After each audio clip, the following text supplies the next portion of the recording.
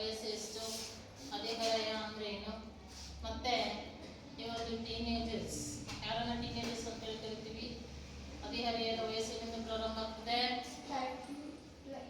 ಹದಿಹರೆಯದ ವಯಸ್ಸು ಎಲ್ಲಿಂದ ಪ್ರಾರಂಭ ಆಗ್ತದೆ? 11ರಿಂದ 18 ಅಥವಾ 19 ವಯಸ್ಸಿನವರೆಗೆ ಇದು ಪ್ರಾರಂಭ ಆಗ್ತದೆ. ಅದರಲ್ಲೂ ಕೂಡ ಈ ಒಂದು ತಾರುಣ್ಯ ವ್ಯವಸ್ಥೆ ಅಥವಾ ಟೀನೇಜರ್ಸ್ ಅಂತ ಹೇಳಿ ಕರಿತೀವಿ. ಯಾವ ವಯಸ್ಸನ್ನ ಟೀನೇಜರ್ಸ್ ಅಂತ ಹೇಳಿ ಕರಿತೀವಿ? 13ರಿಂದ 19ರವರೆಗೆ. 13 ಅಂತಂದ್ರೆ 13, 14, 15, 16, 17, 18, 19 ಅಲ್ವಾ? 13ನೇ ವಯಸ್ಸಿನಿಂದ ಹಿಡಿದು ಎಷ್ಟನೇ ವಯಸ್ಸಿನವರೆಗೂ 19ನೇ ವಯಸ್ಸಿನವರನ್ನ ಏನಂತ ಕರಿತೀವಿ? ಟೀನೇಜರ್ಸ್. ಟೀನ್ 13 ಬಂತಲ್ವಾ? ಟೀನ್ ಅಂತೇಳಿ 13. Next 14, next 15, next 16, next 17, next 18, 17, next 18, next 19, next ಅಲ್ವಾ? ಎಲ್ಲಾದ್ರೂ ಇನ್ನ ಟೀನ್ ಅಂತ ಬರುತ್ತೆ. ಟೀನ್ 13, 14, 15, 16, 17, 18, ನೆಕ್ಸ್ಟ್ 19 ಅಲ್ವಾ? ಟೀನ್ ಅಂತ ಹೇಳಿ ಬರುತ್ತೆ. ಹಾಗಾಗಿ ಈ ಒಂದು 13ರಿಂದ 19ನೇ ವಯಸ್ಸಿನವರನ್ನ ನಾವೇನಂತ ಕರಿತೀವಿ? ಟೀನೇಜರ್ಸ್. ಈಗ ನಮಗೆ ವಯಸ್ಸೆಷ್ಟು? 14 14 ವಯಸ್ಸು ನಿಮಗಲ್ಲ? ಎಲ್ರಿಗೂನ? ಹಾಗಾದ್ರೆ ನಿಮ್ನು ಹೇಳ್ಬೋದು. ಏನಂತ ಹೇಳ್ಬೋದು? ಟೀನೇಜರ್ಸ್. ಯಾರು ಬರ್ತಾರಂತ ಗೊತ್ತಾಯ್ತಲ್ಲ? ಈಗ ಟೀನೇಜರ್ಸ್ ಅಲ್ಲಿ ತಿಳಿತಾ? ಗೊತ್ತಾಗಿಲ್ಲ? ಸೊ ಟೀನೇಜರ್ಸ್ಗೆ 13ನೇ ವಯಸ್ಸಿನಿಂದ ಆರಂಭವಾಗಿ 19ನೇ ವಯಸ್ಸಿನವರೆಗೂ ನಾವು ಟೀನೇಜರ್ಸ್ ಅಂತ ಹೇಳಿ ಕರಿತೀವಿ. ಈ ಒಂದು ಟೀನೇಜರ್ಸ್ ಮತ್ತೆ ಈ ಒಂದು ಪ್ಯೂಬರ್ಟಿ, ಆ ವಯಸ್ಸಿನಲ್ಲಿ ಆಗ್ತಕ್ಕಂತಹ ಕೆಲವೊಂದು ಬದಲಾವಣೆಗಳು ಕೂಡ ಹೇಳಿದೆ ಹಿಂದಿನ ತರಗತಿಯಲ್ಲಿ. ಯಾವ ರೀತಿ ಆದಂತಹ ಒಂದು ಬದಲಾವಣೆಗಳು ಆಗ್ತದೆ ಅಂದ್ರೆ, ಈಗ ಮನುಷ್ಯ ಅಂದ್ರೆ ನವಜಾತ ಶಿಶು ಹುಡ್ದಾಗಿಂದ ಹಾಗೆ ಇರಲ್ಲ, ಹಂತ ಹಂತವಾಗಿ ಏನಾಗ್ತದೆ? ಬದಲಾವಣೆ ಆಗ್ತದೆ, ಗಾತ್ರದಲ್ಲಿ ಹೆಚ್ಚಳ ಆಗ್ತದೆ, ಹೌದಲ್ವಾ? ಸೊ ಹಾಗಾಗಿ ಆ ಬದಲಾವಣೆಗಳು ಯಾವ್ಯಾವ ಅಂದ್ರೆ, ಈಗ ಮಾನವರಲ್ಲಿ ಅಂದ್ರೆ ಹುಡುಗರಲ್ಲಾಗಿರ್ಬೋದು ಹುಡುಗಿಯರಲ್ಲಾಗಿರ್ಬೋದು ಕೆಲವೊಂದು ಬದಲಾವಣೆಗಳು ಆಗ್ತವೆ. ಈ ಒಂದು ವಯಸ್ಸಿನಲ್ಲಿ, ಹದಿಹರೆಯದ ವಯಸ್ಸಿನಲ್ಲಿ ಕೆಲವೊಂದು ಬದಲಾವಣೆಗಳು ಆಗ್ತವೆ. ಆ ಬದಲಾವಣೆಗಳು ಯಾವುದು ಅನ್ನೋದನ್ನು ಕೂಡ ಹೇಳಿದೆ.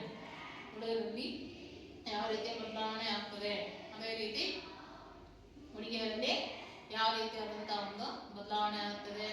ಸಾಮಾನ್ಯವಾಗಿ ಈಗ ನಿಮ್ಮ ಕ್ಲಾಸಲ್ಲಿ ಇದು ಕೂಡ ಹೇಳಿದೆ, ಎತ್ತರದಲ್ಲಿ ಹೆಚ್ಚಳ ಸಾಮಾನ್ಯವಾಗಿ ಬದಲಾವಣೆಗಳು ಯಾವುದು ಅಂತ ಹೇಳಿ. ಸೊ ಎತ್ತರದಲ್ಲಿ ಹೆಚ್ಚಳ ಅಂತಂದ್ರೆ ಅದರಲ್ಲೂ ಕೂಡ ಹುಡುಗರಿಗಿಂತ ಹುಡುಗಿಯರು ಏನಾಗಿರ್ತಾರಪ್ಪ ಅಂತಂದ್ರೆ, ಹುಡುಗರಿಗೆ ಕಂಪೇರ್ ಮಾಡ್ಕೊಂಡ್ರೆ ಹುಡುಗಿಯರು ಏನಾಗ್ತಾರೆ ಅಂತಂದ್ರೆ ಸ್ವಲ್ಪ ಬೇಗನೆ ಬೆಳವಣಿಗೆ ಆಗ್ತದೆ ಅವರಿಗೆ. ಅಂದ್ರೆ ಅಪ್ ಟು ಎಲ್ಲಿ ವಯಸ್ಸಿನವರೆಗೂ ಅಂತಂದ್ರೆ 17ನೇ ವಯಸ್ಸುವರೆಗೂ ಇವರೇ ಇರ್ತಾರೆ. ಹುಡುಗಿಯರೇ ಒಂದು ಹೆಚ್ಚಿನ ಬೆಳವಣಿಗೆ ಆಗ್ತಾ ಇರುತ್ತೆ.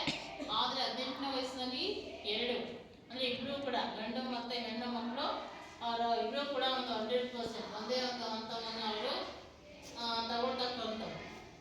ಅದೇ ರೀತಿ ಮತ್ತೆ ಗಂಡು ಮಕ್ಕಳಲ್ಲಿ ಏನಾಗುತ್ತಪ್ಪ, ಯಾವ ರೀತಿಯಾದಂಥ ಬದಲಾವಣೆ ಕಂಡು ಬರುತ್ತೆ ಅಂತಂದ್ರೆ, ಸಾಮಾನ್ಯವಾಗಿ ಒಂದು ಆಡಮ್ಸ್ ಆಪಲ್ ಅಂತ ಹೇಳಿ ಧ್ವನಿ ಉಳಿಯೋದು, ಧ್ವನಿಯಲ್ಲಿ ಬದಲಾವಣೆ ಆಗ್ತದೆ, ತಿಳಿತಲ್ಲ? ಸೊ ಅಂದ್ರೆ ಇಲ್ಲಿ ಥೈರಾಯ್ಡ್ ಗ್ರಂಥಿ ಥೈರಾಕ್ಸಿನ್ ಅನ್ನತಕ್ಕಂಥ ಹಾರ್ಮೋನ್ ಅನ್ನ ಉತ್ಪತ್ತಿ ಮಾಡುತ್ತೆ. ಅದರ ಕೆಳಗೆ ಇರ್ತಕ್ಕಂಥ ಒಂದು ಧ್ವನಿ ಪೆಟ್ಟಿಗೆಯಲ್ಲಿ ಏನಾಗ್ತದೆ, ಸ್ವಲ್ಪ ಸಹಜವಾಗಿ ಬೆಳವಣಿಗೆ ಆಗೋದ್ರಿಂದ ಅವರಲ್ಲಿ ಧ್ವನಿ ಉಳಿಯೋದು ಅಂತ ಹೇಳಿ ಹೇಳ್ತೀವಿ. ಅಥವಾ ಆಡಮ್ಸ್ ಆಪಲ್ ಈ ಕುತ್ತಿಗೆ ಭಾಗದಲ್ಲಿ ನೋಡಿದ್ರೆ ಸ್ವಲ್ಪ ಉಳ್ಕೊಂಡಿರೋದು ಕಾಣುತ್ತೆ ಗಂಡು ಮಕ್ಕಳಲ್ಲಿ. ಅದು ಅವರಲ್ಲಿ ಕಂಡು ಬರ್ತಕ್ಕಂಥದ್ದು. ಅದು ಹಾಗೆ ಇರಲ್ಲ, ಸ್ವಲ್ಪ ದಿನಗಳ ಕಾಲ ಆಗಿರುತ್ತೆ, ಆಮೇಲೆ ಏನಾಗ್ತದೆ ಅಂತಂದ್ರೆ ಸರಿ ಹೋಗ್ತದೆ. ಅದೇ ರೀತಿ ಮತ್ತೆ ಮುಖದ ಮೇಲೆ ಗಂಡು ಮಕ್ಕಳಾದ್ರೆ ಗಡ್ಡ ಹಾಗೂ ಮೀಸೆ ಕಂಡು ಬರ್ತಕ್ಕಂಥದ್ದು, ಹೌದಲ್ಲ? ಅದೇ ರೀತಿ ಹೆಣ್ಣು ಮಕ್ಕಳಲ್ಲಿ ಏನಾಗುತ್ತಪ್ಪ ಅಂದ್ರೆ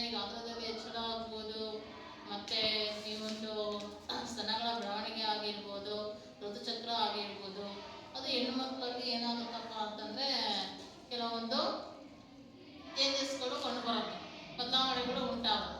ಅದೇ ರೀತಿಯಾಗಿ ನೆಕ್ಸ್ಟು ಮುಖದ ಮೇಲೆ ಆಗಿರ್ಬೋದು, ಅಲ್ಲಲ್ಲಿ ಏನಾಗುತ್ತಪ್ಪ ಅಂದರೆ ಈ ಒಂದು ಏಜಲ್ಲಿ ಸಾಮಾನ್ಯವಾಗಿ ಮೊಡವೆಗಳು ಕಾಣಿಸ್ಕೊಳುತ್ತೆ. ಮೊಡವೆಗಳು ಅಂತಂದರೆ ಪಿಂಪಲ್ಸ್ ಅದಿದೆ ಅಲ್ವಾ.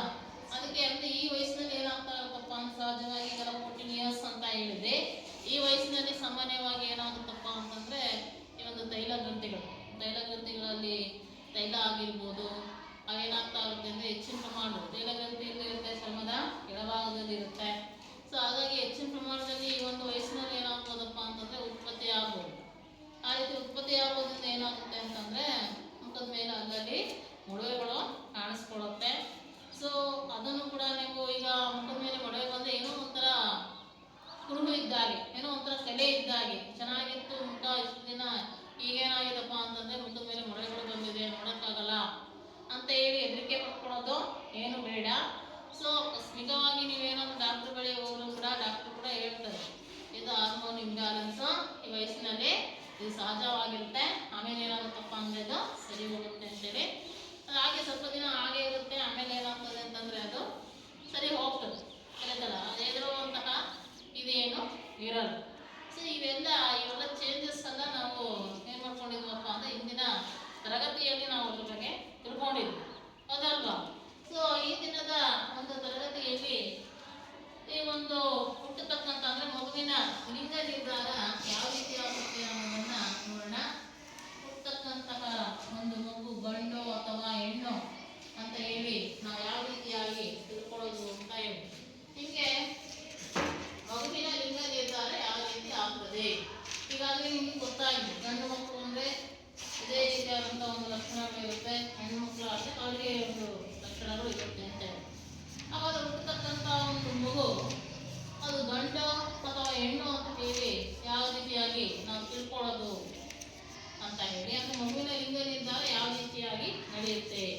ಸೊ ಹೀಗಾಗಿ ನಿಮಗೆ ಗೊತ್ತಿದೆ, ಮಾನವನ ಪ್ರತಿ ಜೀವಕೋಶದಲ್ಲಿ ಎಷ್ಟು ವರ್ಣತಂತುಗಳು ಇರುತ್ತಪ್ಪ ಅಂತಂದರೆ 23 ಜೊತೆ ಏನಾಗಿರುತ್ತೆ ವರ್ಣತಂತುಗಳು ಇರುತ್ತೆ. ಮಾನವನ ಪ್ರತಿ ಜೀವಕೋಶದಲ್ಲಿ ಎಷ್ಟು ವರ್ಣತಂತುಗಳು ಇರುತ್ತೆ? 23 ವರ್ಣತಂತು, ಕ್ರೋಮೋಸೋಮ್ಸ್ ಅಂತ ಹೇಳಿ ನಾವು ಕರಿತೀವಿ. 23 ಜೊತೆ ಇರುತ್ತೆ. ಈ 23 ಜೊತೆಯಲ್ಲಿ ಒಂದು ಜೊತೆ ಏನಾಗಿರುತ್ತೆ ಅಂತಂದ್ರೆ ಸೆಕ್ಸ್ ಕ್ರೋಮೋಸೋಮ್ಸ್, ಲಿಂಗ ವರ್ಣತಂತುಗಳು ಇರುತ್ತೆ. 23 ಜೊತೆ ಇಲ್ಲ ಏನಂತ ಹೇಳ್ಬೇಕು, 46 ಅಂತ ಹೇಳ್ಬೇಕು. ಇರುತ್ತೆ 23 ಅಂತ ಹೇಳಂಗಿಲ್ಲ. ಎಷ್ಟಿರುತ್ತೆ? 23 ಜೊತೆ. ಆ 23 ಜೊತೆಯಲ್ಲಿ ಒಂದು ಜೊತೆ ಏನಾಗಿರುತ್ತೆ ಅಂತಂದ್ರೆ ಲಿಂಗ ವರ್ಣತಂತುಗಳು ಇರ್ತವೆ, ಸೆಕ್ಸ್ ಕ್ರೋಮೋಸೋಮ್ಸ್ ಅಂತ ಹೇಳಿ ನಾವು ಕರಿತೀವಿ. ಇದು ಯುಗ್ಮಜ. ಯುಗ್ಮಜ ಅಂದ್ರೆ ಏನು? ಸೊ ಮಾನವನ ಪ್ರತಿ ಜೀವಕೋಶದಲ್ಲಿ ಎಷ್ಟು ವರ್ಣತಂತುಗಳಿದೆ ಅಂತಂದ್ರೆ 23 ಜೊತೆ ವರ್ಣತಂತುಗಳಿದೆ. 23 ಜೊತೆ ವರ್ಣತಂತುಗಳಲ್ಲಿ ಒಂದು ಜೊತೆ ವರ್ಣತಂತು ಮಾತ್ರ ಲಿಂಗ ವರ್ಣತಂತುಗಳು ಇರುತ್ತೆ. ಸೊ ಈ ಒಂದು ವರ್ಣತಂತು ಅಂತಂದ್ರೆ ಇದು ಒಂದು ರೀತಿ ದಾರದಂತಹ ಒಂದು ರಚನೆಗಳು. ಈ ಗುಣಲಕ್ಷಣಗಳು ಏನಾಗ್ತಾ ಇರುತ್ತೆ, ತಂದೆ ತಾಯಿಯಿಂದ ಬಂದಿರತಕ್ಕಂಥ ಗುಣಲಕ್ಷಣಗಳು ಇದ್ರ ಮೂಲಕ ಏನಾಗ್ತವಪ್ಪ ಅಂತಂದ್ರೆ ವರ್ಗಾವಣೆ ಆಗ್ತಾ ಇರುತ್ತೆ. ಅಂದ್ರೆ ಈ ಒಂದು ನಿಷೇಚನ ಅಂತಂದ್ರೆ ಏನು? ಒಂದು ವೀರ್ಯಾಣು ಅಂಡಾಣುವಿನ ಸಂಪರ್ಕಕ್ಕೆ ಬಂದಾಗ ಅಂಡಾಣುವಿನ ಜೊತೆಗೆ ಏನಾಗಬೇಕು, ಎರಡು ಸಮ್ಮಿಲನನ ಹೊಂದಬೇಕು. ನಿಮಗೆ ಗೊತ್ತಾಗಿದೆ, ವೀರ್ಯಾಣು ಯಾವುದನ್ನ ಉತ್ಪತ್ತಿ ಮಾಡುತ್ತೆ? ವೀರ್ಯಾಣು ಅಂದ್ರೆ ವೃಷಣಗಳು ವೀರ್ಯಾಣುವನ್ನ ಉತ್ಪತ್ತಿ ಮಾಡುತ್ತೆ. ವೃಷಣಗಳು ವೀರ್ಯಾಣುವನ್ನ ಉತ್ಪತ್ತಿ ಮಾಡುತ್ತೆ, ಅಂಡಾಣುಗಳು ಅಂಡವನ್ನ ಉತ್ಪತ್ತಿ ಮಾಡುತ್ತೆ. ಈ ಒಂದು ವೀರ್ಯಾಣು ಪಕ್ವಗೊಂಡಿರ್ತಕ್ಕಂತಹ ಅಂಡಾಣುವಿನ ಸಮೀಪಕ್ಕೆ ಬಂದಾಗ ಅವೆರಡು ಸಮ್ಮಿಲನವನ್ನ ಗೊಳ್ಳುತ್ತಲ್ಲ. ಸೊ ಅದನ್ನು ನಾವೇನಂತ ಕರಿತೀವಿ? ನಿಷೇಚನ. ಆ ನಿಷೇಚನದ ನಂತರ ಈಗ ಪ್ರತಿ ಈ ಒಂದು ವೀರ್ಯಾಣುವಿನಲ್ಲಿ ಏನಿರುತ್ತೆ, ಪ್ರತಿ ವೀರ್ಯಾಣುವಿನಲ್ಲಿ ಒಂದು ಜೀವಕೋಶ ಇರುತ್ತೆ. ಅದೇ ಪ್ರತಿ ಅಂಡಾಣುವಿನಲ್ಲೂ ಕೂಡ ಏನಾಗಿರುತ್ತೆ, ಒಂದು ಜೀವಕೋಶ ಇರುತ್ತೆ. ಈ ಎರಡು ಸಮ್ಮಿಲನಗೊಂಡಾಗ ಈಗ ವೀರ್ಯಾಣುವಿನಲ್ಲಿ ಒಂದು ಜೀವಕೋಶ ಆಯ್ತಾ, ಈ ರೀತಿ ವೀರ್ಯಾಣುವಿನಲ್ಲಿ ಒಂದು ಜೀವಕೋಶ, ಅದೇ ರೀತಿ ಅಂಡಾಣುವಿನಲ್ಲಿ ಒಂದು ಜೀವಕೋಶ ಇರುತ್ತೆ. ಈ ಎರಡೂ ಜೀವಕೋಶಗಳು ಸಮ್ಮಿಲನವನ್ನು ಹೊಂದಿ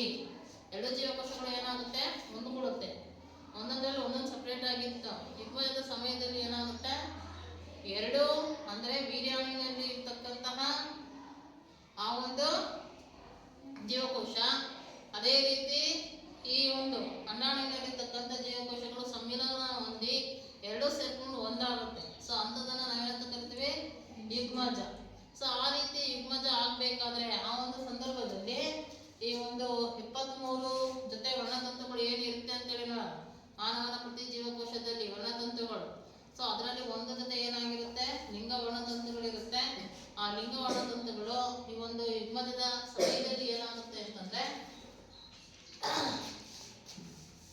ಆ ಎರಡು ಲಿಂಗ ವರ್ಣತಂತುಗಳು ಯಾವುದು ಅಂತಂದ್ರೆ ಒಂದು ಎಕ್ಸ್, ಇನ್ನೊಂದು ಯಾವ್ದಪ್ಪ ಅಂತಂದ್ರೆ ವೈ. ಸೊ ಅದರಲ್ಲಿ ಗಂಡಲ್ಲಿ ಯಾವ ವರ್ಣತಂತುಗಳು ಇರುತ್ತೆ ಅಂತಂದ್ರೆ ತಂದೆಯಲ್ಲಿ ಯಾವಾಗಲೂ ಕೂಡ ಯಾವ ವರ್ಣತಂತು ಇರುತ್ತೆ? ಒಂದು ಎಕ್ಸ್, ಇನ್ನೊಂದು ವೈ ವರ್ಣತಂತು ಇರುತ್ತೆ. 23 ಜೊತೆಯಲ್ಲಿ ಒಂದು ಜೊತೆ ಅಂದ್ರೆ ಎರಡು. ತಂದೆಯಲ್ಲಿ 6 ಕ್ರೋಮೋಸೋಮ್ಸ್ ಅಥವಾ ಲಿಂಗ ವರ್ಣತಂತುಗಳು ಯಾವುದು ಅಂದ್ರೆ ಒಂದು ಎಕ್ಸ್, ಇನ್ನೊಂದು ವೈ. ಅದೇ ರೀತಿ ತಾಯಿಯಲ್ಲಿ 2 ಲಿಂಗ ವರ್ಣತಂತುಗಳು ಇರುತ್ತೆ. ಆ 2 ಲಿಂಗ ವರ್ಣತಂತುಗಳು ಯಾವುದು? ಎರಡೂ ಎಕ್ಸ್. ಹೇಳೋದು ಅರ್ಥ ಆಗ್ತಾ ಇದೆಯಾ? ಮಾನವನ ಪ್ರತಿ ಜೀವಕೋಶದಲ್ಲಿ ಎಷ್ಟು ವರ್ಣತಂತುಗಳು ಇರುತ್ತಪ್ಪ ಅಂದ್ರೆ 23 ಜೊತೆ ವರ್ಣತಂತುಗಳು ಇರುತ್ತೆ.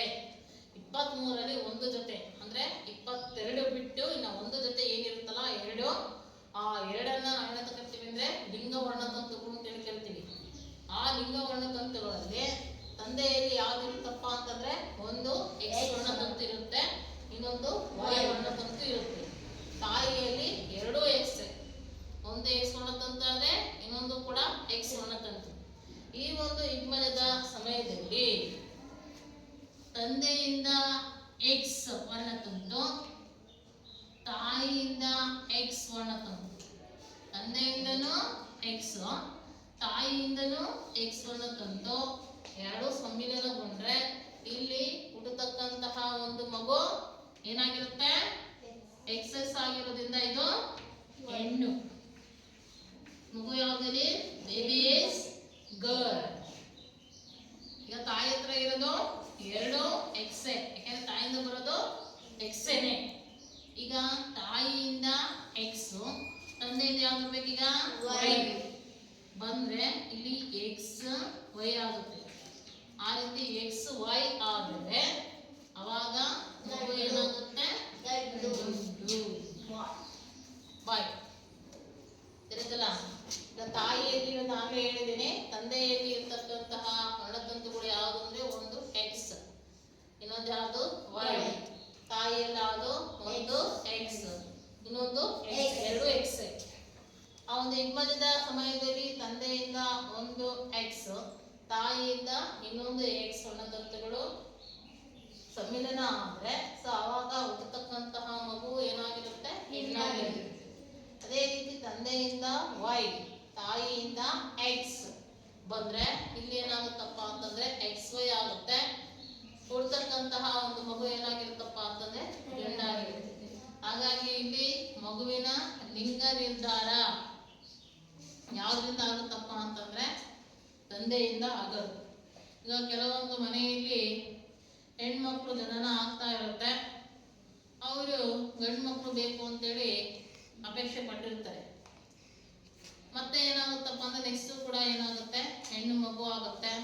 ಆವಾಗ ಹೆಣ್ಣು ಮಗು ಆದಾಗ ಅಲ್ಲಿ ಮನೆಯಲ್ಲಿ ಏನ್ ಮಾಡ್ತಾರಪ್ಪ ಅಂದ್ರೆ ಹೆಣ್ಣು ಮಗಳನ್ನ ಏನ್ ಮಾಡ್ತಾರೆ? ದೂಷಣೆ ಮಾಡ್ತಾರೆ. ಇವಳಿಗೆ ಯಾವಾಗಲೂ ಕೂಡ ಹೆಣ್ಣು ಮಗು ಆಗುತ್ತೆ. ಹಾಗಾಗಿ ಹೆಣ್ಣನ್ನ ದೂಷಣೆ ಮಾಡ್ತಾರೆ. ಅದು ಹೆಣ್ಣನ್ನ ದೂಷಣೆ ಮಾಡೋದು ಸೈಂಟಿಫಿಕ್ ಆಗಿ ಸರಿಯಲ್ಲ, ಸೈಂಟಿಫಿಕ್ ಫ್ಯಾಕ್ಟ್ ಅಲ್ಲ, ವೈಜ್ಞಾನಿಕ ಅಲ್ಲ ಅದು. ವೈಜ್ಞಾನಿಕವಾಗಿ ಅವರ ಒಂದು ಮಾತುಗಳು ತಪ್ಪಾಗುತ್ತೆ. ಅಂದ್ರೆ ಇಲ್ಲಿ ಯಾರ ಒಂದು ಇದಾಗುತ್ತೆ? ತಂದೆಯಿಂದ ವೈ ಕ್ರೋಮೋಸೋಮ್ಸ್ ಬಂದ್ರೆ ಅಷ್ಟೇ, ವರ್ಣತಂತು ಬಂದ್ರೆ ಅಷ್ಟೇ ಏನಾಗುತ್ತೆ? ಮಗು ಗಂಡಾಗ್ತದೆ. ತಿಳಿತಾರ? ತಾಯಿಯಲ್ಲಿ ಇರೋದು 2 ಎಕ್ಸ್. ಆಮೇಲೆ ಏನ್ ಮಾಡ್ತಾರಪ್ಪ ಅಂತಂದ್ರೆ ಈ ರೀತಿ ಹೆಣ್ಣು ಮಕ್ಕಳು ಆಗ್ತಾ ಇದ್ರೆ ಮತ್ತೆ ಪುನಃ ಇನ್ನೊಂದು ಮಗುಗೆ ಅವರು ಅಪೇಕ್ಷೆ ಪಟ್ಟಾಗ ಆ ಮಗುನು ಕೂಡ ಈಗ ಕೆಲವೊಂದು ಮಕ್ಕಳನ್ನ ಸ್ಕ್ಯಾನಿಂಗ್ ಮೂಲಕ 6 ತಿಂಗಳಾದ್ಮೇಲೆ ಏನ್ ಮಾಡ್ತಾರಪ್ಪ ಅಂದ್ರೆ ಹೊಟ್ಟೆಯಲ್ಲಿ ಇರ್ತಕ್ಕಂಥ ಮಗು ಗಂಡು ಹೆಣ್ಣು ಅಂತ ಹೇಳಿ ಗೊತ್ತಾಗ್ತದೆ. ಅಂದ್ರೆ ಡಾಕ್ಟರ್ ಬಳಿ ನಾವು ಅದನ್ನ ಹೋಗಿ ಕೇಳಂಗಿಲ್ಲ. ಸ್ಕ್ಯಾನಿಂಗ್ ಸೆಂಟರ್ ಹೋದಾಗ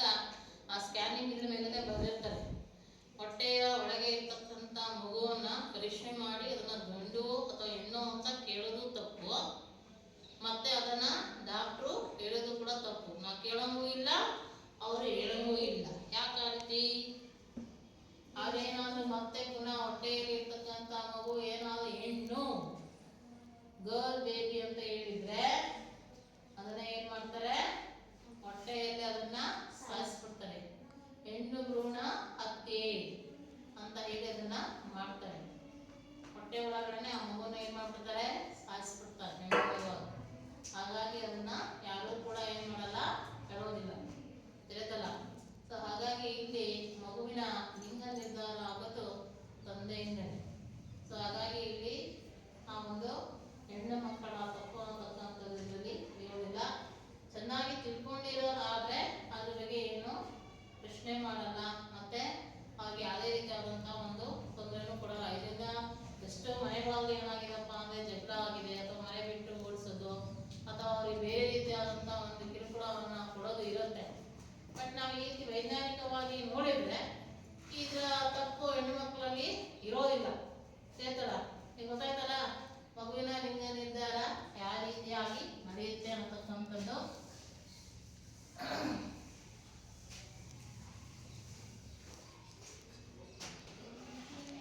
ಅದೇ ರೀತಿ ಈಗ ಲೈಂಗಿಕ ಹಾರ್ಮೋನುಗಳಲ್ಲದೆ ಇನ್ನ ಕೆಲವೊಂದು ಹಾರ್ಮೋನ್ಗಳಿದೆ. ಈಗ ಗಂಡು ಮಕ್ಕಳಲ್ಲಿ ಟೆಸ್ಟೋಸ್ಟೆರಾನ್ ಅನ್ನತಕ್ಕಂತಹ ಒಂದು ಹಾರ್ಮೋನ್, ಗಂಡು ಮಕ್ಕಳಲ್ಲಿ ಟೆಸ್ಟೋಸ್ಟೆರಾನ್ ಅನ್ನತಕ್ಕಂತಹ ಹಾರ್ಮೋನು ಗಂಡು ಮಕ್ಕಳ ಲಕ್ಷಣಗಳಿಗೆ ಕಾರಣ ಆಗಿರುತ್ತೆ. ಅದೇ ರೀತಿ ಈಸ್ಟ್ರೋಜನ್ ಅನ್ನತಕ್ಕಂತಹ ಒಂದು ಹಾರ್ಮೋನು ಹೆಣ್ಣು ಮಕ್ಕಳ ಲಕ್ಷಣಗಳಿಗೆ ಕಾರಣ ಆಗಿರುತ್ತೆ. ಯಾವುದು ಟೆಸ್ಟೋಸ್ಟೆರಾನ್. ಈ ಟೆಸ್ಟೋಸ್ಟೆರಾನ್ ಅನ್ನತಕ್ಕಂತಹ ಒಂದು ಹಾರ್ಮೋನು ಗಂಡು ಮಕ್ಕಳ ಲಕ್ಷಣ, ಗಂಡು ಮಕ್ಕಳಿಗೆ ಯಾವ ಲಕ್ಷಣಗಳಿದೆ ಆ ಲಕ್ಷಣಗಳಿಗೆ ಕಾರಣ ಆಗಿರ್ತಕ್ಕಂಥದ್ದು ಯಾವುದು ಅಂದ್ರೆ ಟೆಸ್ಟೋಸ್ಟೆರಾನ್. ಅದೇ ರೀತಿ ಈಸ್ಟ್ರೋಜನ್ ಅನ್ನತಕ್ಕಂಥ ಹಾರ್ಮೋನು ಹೆಣ್ಣು ಮಕ್ಕಳ ಒಂದು ಲಕ್ಷಣಗಳಿಗೆ ಅದು ಕಾರಣ ಆಗಿರುತ್ತೆ. ಇದಲ್ಲದೆ ಅಂದ್ರೆ ಲೈಂಗಿಕ ಹಾರ್ಮೋನುಗಳ ಅಲ್ಲದೆ ಇತರ ಹಾರ್ಮೋನುಗಳು ಕೂಡ ಇದೆ. ಆ ಇತರ ಹಾರ್ಮೋನ್ಗಳು ಯಾವುದು ಅನ್ನೋದನ್ನ ನೋಡೋಣ.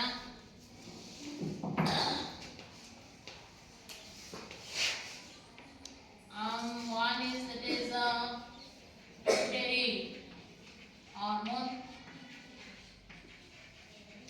Pituitary hormone. ಇನ್ನೊಂದು ಥೈರಾಕ್ಸಿನ್ ಹಾರ್ಮೋನ್. ಪಿಟ್ಯುಟರಿ ಹಾರ್ಮೋನ್ ಕೇಳಿದಿರಾ? ಪಿಟ್ಯುಟರಿ ಹಾರ್ಮೋನ್ ಎಲ್ಲಿರುತ್ತಿದೋ ಪಿಟ್ಯುಟರಿ ಹಾರ್ಮೋನ್? ಪಿಟ್ಯುಟರಿ ಗ್ರಂಥಿ. ಪಿಟ್ಯುಟರಿ ಗ್ರಂಥಿ ಪಿಟ್ಯುಟರಿ ಹಾರ್ಮೋನ್ ಅನ್ನು ಉತ್ಪತ್ತಿ ಮಾಡುತ್ತೆ. ಎಲ್ಲಿರುತ್ತೆ ಒಂದು ಪಿಟ್ಯುಟರಿ ಗ್ರಂಥಿ? ಎಲ್ಲಿರುತ್ತೆ ಪಿಟ್ಯುಟರಿ ಗ್ರಂಥಿ? ಇದಕ್ಕೆ ಇನ್ನೊಂದು ಹೆಸರಿದೆ, ಬೆಳವಣಿಗೆಯ ಹಾರ್ಮೋನು ಅಂತ. ಬೆಳವಣಿಗೆಯ ಹಾರ್ಮೋನು.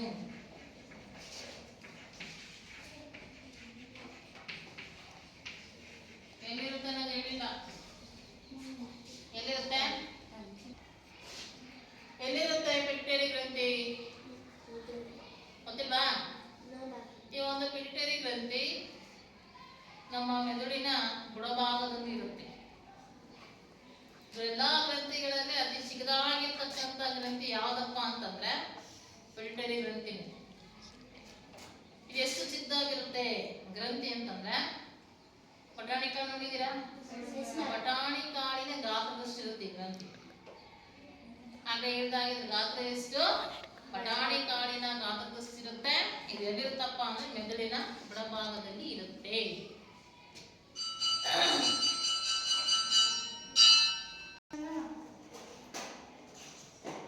ಪಿಟ್ಯುಟರಿ ಗ್ರಂಥಿ ಹೇಳಿದೆ ಅದು ಎಲ್ಲಿರುತ್ತಪ್ಪ ಅಂದ್ರೆ ಮೆದುಳಿನ ಬುಡಭಾಗದಲ್ಲಿ ಇರುತ್ತೆ ಅಂತ ಹೇಳಿ. ಮತ್ತೆ ಅದು ಗಾತ್ರನೂ ಕೂಡ ಹೇಳಿದ್ದೀನಿ ಎಷ್ಟಪ್ಪ ಅಂದ್ರೆ ಬಟಾಣಿ ಕಾಳಿನ ಗಾತ್ರದಷ್ಟು ಇರುತ್ತೆ ಅಂತ ಹೇಳಿ. ಹಾಗೆ ಇದಕ್ಕೆ ಇನ್ನೊಂದು ಹೆಸರಿದೆ, ಬೆಳವಣಿಗೆಯ ಹಾರ್ಮೋನು ಅಂತ ಹೇಳಿ. ಅಂದ್ರೆ ಬೆಳವಣಿಗೆ ಆಗಲಿಕ್ಕೆ ಯಾವ ಒಂದು ಹಾರ್ಮೋನ್ ಕಾರಣ ಆಗಿರುತ್ತಪ್ಪ ಅಂತಂದ್ರೆ ಈ ಒಂದು ಪಿಟ್ಯುಟರಿ ಹಾರ್ಮೋನ್. ಎಲ್ಲ ವ್ಯಕ್ತಿ ಒಂದೇ ಎತ್ತರಕ್ಕೆ ಇರಲ್ಲ. ಈಗ ನಿಮ್ಮ ಕ್ಲಾಸ್ ರೂಮಲ್ಲಿ ತಗೊಳ್ಳಿ, ಎಲ್ಲರೂ ಒಂದೇ ಎತ್ತರದಲ್ಲಿದ್ದೀರಾ? ಇಲ್ಲ, ಒಬ್ರು ಎತ್ತರ ಇರ್ತಾರೆ, ಒಬ್ರು ಏನಾಗಿರ್ತಾರಪ್ಪ ಅಂದ್ರೆ ಕುಬ್ಜ ಅಂದ್ರೆ ಕುಳ್ಳಕ್ಕಿರ್ತಾರೆ. ಅದಕ್ಕೆ ಕಾರಣ ಏನು ಅಂತಂದ್ರೆ ಬಿಫೋರ್ ಪ್ಯೂಬರ್ಟಿ ಒಬ್ಬ ವ್ಯಕ್ತಿ ಪ್ರೌಢಾವಸ್ಥೆಯನ್ನು ತಲುಪೋದಕ್ಕಿಂತ ಮುಂಚೆ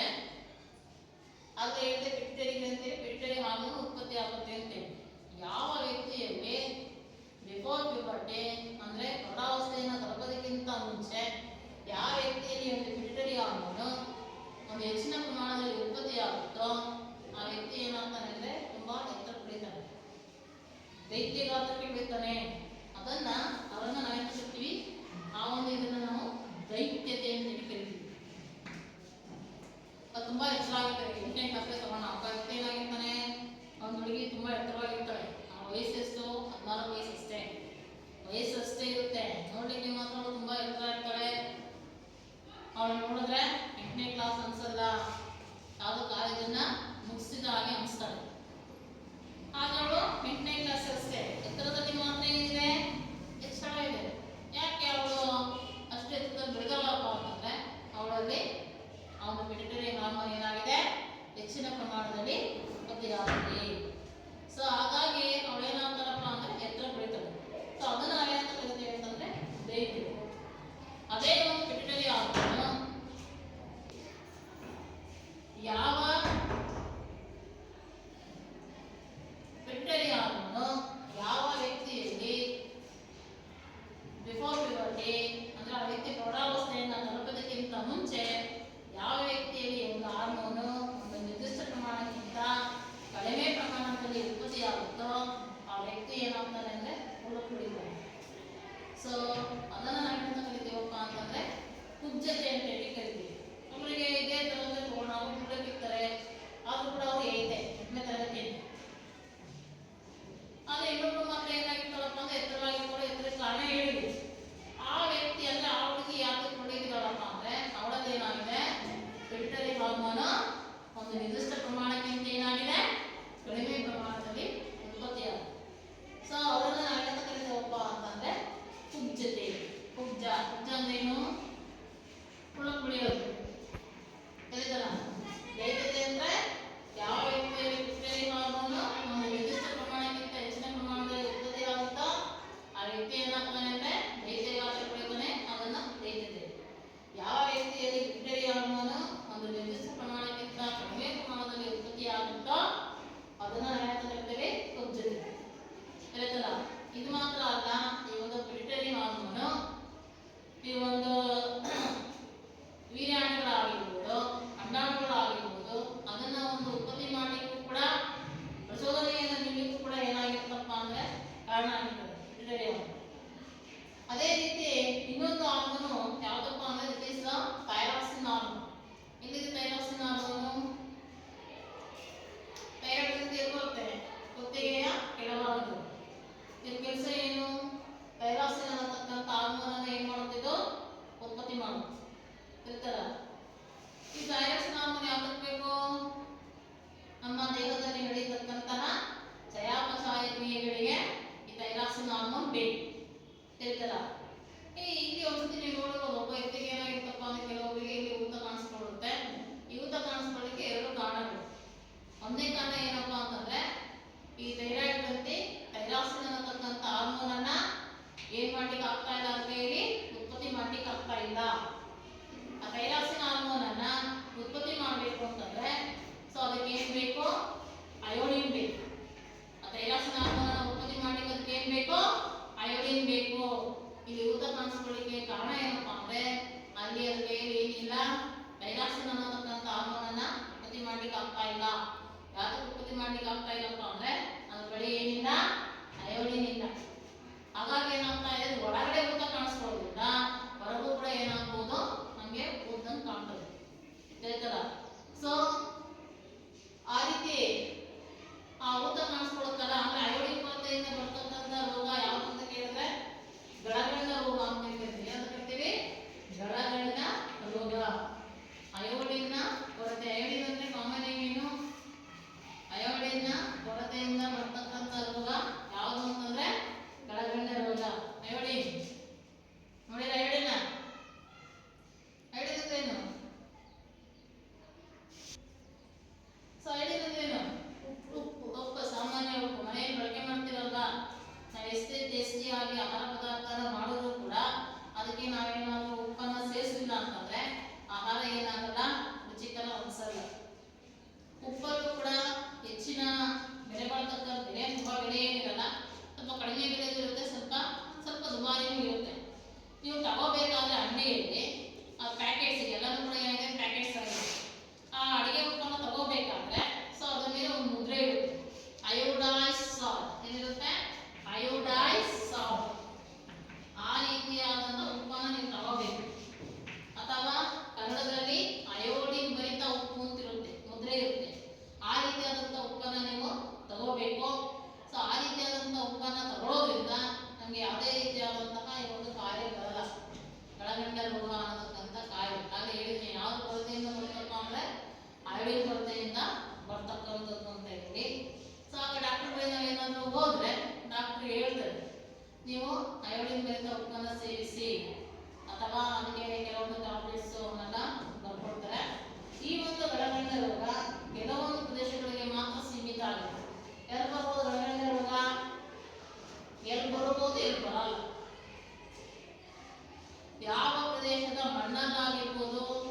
ನೀರಿನಲ್ಲಾಗಿರ್ಬೋದು ಅಯೋಡಿನ್ ಇರಲ್ವೋ ಅಂತ ಪ್ರದೇಶದಲ್ಲಿ ಏನಾಗ್ತದೆ ಈ ರೋಗ ಬರ್ತದೆ. ಆಯ್ತಲ್ಲ, ಯಾವ ಪ್ರದೇಶದ ಮಣ್ಣಲ್ಲಾಗಿರ್ಬೋದು ಅಥವಾ ನೀರಿನಲ್ಲಾಗಿರ್ಬೋದು ಅಯೋಡಿನ್ ಅಂಶ ಇರಲ್ವೋ ಅಲ್ಲಿ ಏನಾಗ್ತದೆ ಕರಗಂಡ ರೋಗ ಬರ್ತದೆ. ಈಗ ಕೆಲವೊಂದು ಪ್ರದೇಶಗಳಲ್ಲಿ ಏನಾಗಿರುತ್ತಪ್ಪ ಅಂದ್ರೆ ಮಣ್ಣಲ್ಲೂ ಅಯೋಡಿನ್ ಇರಲ್ಲ, ಮತ್ತೆ ನದಿ ನೀರುಗಳನ್ನ ಮನೆಗಳಿಗೆ ಸರಬರಾಜು ಮಾಡ್ತಾರೆ, ಅದರಲ್ಲೂ ಕೂಡ ಪ್ಯೂರ್ ವಾಟರ್ ಇರೋದ್ರಿಂದ ಅದರಲ್ಲೂ ಕೂಡ ಏನಾಗಲ್ಲಪ್ಪ ಅಂತಂದ್ರೆ ಅಯೋಡಿನ್ ಅಂಶ ಇರಲ್ಲ. ಅಂತ ಇದರಲ್ಲಿ ಏನಾಗ್ಬೋದಪ್ಪ ಅಂತಂದ್ರೆ ಆ ರೋಗ ಬರ್ಬೋದು. ಎಲ್ಲಿ ಬರಲ್ಲಪ್ಪ ಅಂತಂದ್ರೆ ಎಲ್ಲಿ ಬರಲ್ಲ ಇವುಗಳು ಸಾಮಾನ್ಯವಾಗಿ ಕಡಲ ತೀರ ಪ್ರದೇಶದಲ್ಲಿ ವಾಸ ಮಾಡ್ತಿರ್ತಾರಲ್ಲ, ಕಡಲ ತೀರ ಪ್ರದೇಶ ಅಂದ್ರೆ ಸಮುದ್ರ ತೀರ ಪ್ರದೇಶಗಳಲ್ಲಿ ವಾಸ ಮಾಡಿರ್ತಾರಲ್ಲ, ಆ ಸಮುದ್ರದ ನೀರು ನೋಡಿದೀರಾ, ನೋಡಿ ಉಪ್ಪು ಆಗಿರುತ್ತಲ್ವ, ಆ ಸಮುದ್ರ ಕಡಲ ತೀರ ಪ್ರದೇಶದಲ್ಲಿ ವಾಸ ಮಾಡ್ತಕ್ಕಂಥ ಮಣ್ಣಲ್ಲಾಗಿರ್ಬೋದು ಅಥವಾ ಪ್ರದೇಶದಲ್ಲಾಗಿರ್ಬೋದು ಏನಾಗಿರುತ್ತೆ ಉಪ್ಪಿನಂಶ ಜಾಸ್ತಿ ಇರುತ್ತೆ. ಹೌದಲ್ವ, ಅಂತ ಪ್ರದೇಶದಲ್ಲಿ ಏನಾಗಲ್ಲ ಆ ಒಳಗಂಡ ರೋಗ ಬರಲ್ಲ. ಅಂದ್ರೆ ಕೆಲವೊಂದು ಪ್ರದೇಶಗಳಿಗೆ ಮಾತ್ರ ಸೀಮಿತ ಆಗಿರುತ್ತೆ. ಅವಾಗ ಯಾವ ಪ್ರದೇಶದಲ್ಲಿ ಮಣ್ಣಲ್ಲಾಗಿರ್ಬೋದು ನೀರಿನಲ್ಲಾಗಿರ್ಬೋದು ಅಯೋಡಿನ್ ಇರಲ್ವೋ ಅಂತ ಪ್ರದೇಶದಲ್ಲಿ ಮಾತ್ರ ಒಳಗಂಡ ರೋಗ ಬರ್ತದೆ. ನಾನೇ ಹೇಳಿದೆ, ಈ ರೋಗ ಬಂದಾಗ ಡಾಕ್ಟರ್ ಬಳಿ ಹೋದ್ರೆ ಹೇಳ್ತಾರೆ ಸಾಮಾನ್ಯವಾಗಿ ಯಾವ ಫುಡ್ ಅನ್ನ ತಗೋಬೇಕಪ್ಪ ಅಂದ್ರೆ ಸೀ ಫುಡ್ ಅನ್ನ ತಗೊಳ್ಳಿ ಅಂತ ಹೇಳ್ತಾರೆ. ಅಂದ್ರೆ ಯಾವ ನಾನ್ ವೆಜ್ ಯೂಸ್ ಮಾಡೋರು ಈ ಸಮುದ್ರದಲ್ಲಿ ಇರ್ತಕ್ಕಂಥ ಮೀನುಗಳನ್ನ ಸೀಗಡಿ ಏಡಿ ಅಂತವನ್ನ ತಿನ್ನಿ ಅಂತ ಹೇಳ್ತಾರೆ, ಸೀ ಫುಡ್ಸ್ ಅನ್ನ. ಸೊ ಆ ರೀತಿ ಆ ಒಂದು ರೋಗ ಬರ್ತಕ್ಕಂಥದ್ದು. ಈಗ ಹೇಳ್ರಿ, ಅಲ್ಲಿ ಯಾವ ಪ್ರದೇಶದಲ್ಲಿ ಬರುತ್ತಪ್ಪ ಅಂತಂದ್ರೆ ಯಾವ ಪ್ರದೇಶದ ಮಣ್ಣಲ್ಲಾಗಿರ್ಬೋದು ನೀರಿನಲ್ಲಾಗಿರ್ಬೋದು ಅಯೋಡಿನ್ ಇರಲ್ವೋ ಅಂತ ಪ್ರದೇಶದಲ್ಲಿ ಮಾತ್ರ ಏನಾಗ್ತದೆ ಈ ರೋಗ ಬರುತ್ತೆ. ಯಾವ ಪ್ರದೇಶದ ಮಣ್ಣಲ್ಲಾಗಿರ್ಬೋದು ನೀರಿನಲ್ಲಾಗಿರ್ಬೋದು ಅಯೋಡಿನ್ ಇರುತ್ತೋ ಅಂತ ಪ್ರದೇಶದಲ್ಲಿ ಈ ಒಂದು ರೋಗ ಬರಲ್ಲ. ಇಲ್ಲಿ ಊತ ಅನ್ನೋದು ಕಾಣಿಸ್ಕೊಳ್ಳುತ್ತೆ. ಯಾವ್ದು ಕಾಣಿಸ್ಕೊಳ್ಳುತ್ತಪ್ಪ ಅಂತಂದ್ರೆ ಅದ್ರ ಕೈಯಲ್ಲಿ ಏನ್ ಹಾರ್ಮೋನ್ ಉತ್ಪತ್ತಿ ಮಾಡ್ಲಿಕ್ಕೆ ಆಗ್ತಾ ಇಲ್ಲ, ಥೈರಾಕ್ಸಿನ್ ಅನ್ನತಕ್ಕಂಥ ಹಾರ್ಮೋನ್ ಅನ್ನ ಉತ್ಪತ್ತಿ ಮಾಡ್ಲಿಕ್ಕೆ ಆಗ್ತಾ ಇಲ್ಲ. ಆ ಕಾರಣಕ್ಕಾಗಿ ಏನಾಗ್ತಾ ಇದೆ ಅಂದ್ರೆ ಒಳಗಡೆ ಕೂತ್ಕೊಂತಾ ಇದೆ ಗ್ರಂಥಿ, ಥೈರಾಯ್ಡ್ ಗ್ರಂಥಿ ಒಳಗಿದೆಯಲ್ಲ ಒಳಗೆ ಕೂತ್ಕೊಳ್ಳುತ್ತೆ. ಆದ್ರೆ ನಮ್ಗೆ ಏನಾಗುತ್ತಪ್ಪ ಅಂದ್ರೆ ಮೇಲೂ ಕೂಡ ಊತ ಕಾಣಿಸ್ಕೊಳ್ಳುತ್ತೆ. ತಿಳಿತಲ್ಲ, ಮತ್ತೆ ಯಾವ್ದಕ್ಕೆ ಬೇಕಪ್ಪ ಅಂದ್ರೆ ಅತಿ ಮುಖ್ಯವಾಗಿ ಥೈರಾಕ್ಸಿನ್ ಹಾರ್ಮೋನು ನಮ್ಮ ದೇಹದಲ್ಲಿ ನಡೆಯತಕ್ಕಂತಹ ಚಯಾಪಚಯ ಕ್ರಿಯೆಗಳಿಗೆ ಅದು ಬೇಕು. ಅದಿಲ್ಲ ಅಂತಂದ್ರೆ ಚಯಾಪಚಯ ಕ್ರಿಯೆ ನಡೆಯಲ್ಲ. ತಿಳಿತಲ್ಲ, ಮತ್ತೆ ಕೆಲವೊಂದು ಕೊಬ್ಬುಗಳನ್ನ ಕರಗಿಸ್ಲಿಕ್ಕೂ ಕೂಡ ಒಂದು ಥೈರಾಕ್ಸಿನ್ ಹಾರ್ಮೋನ್ ಬೇಕಾಗ್ತದೆ. ಅದೇ ರೀತಿ ಇನ್ನೂ ಕೂಡ ಹಲವು ಹಾರ್ಮೋನ್ಗಳಿವೆ.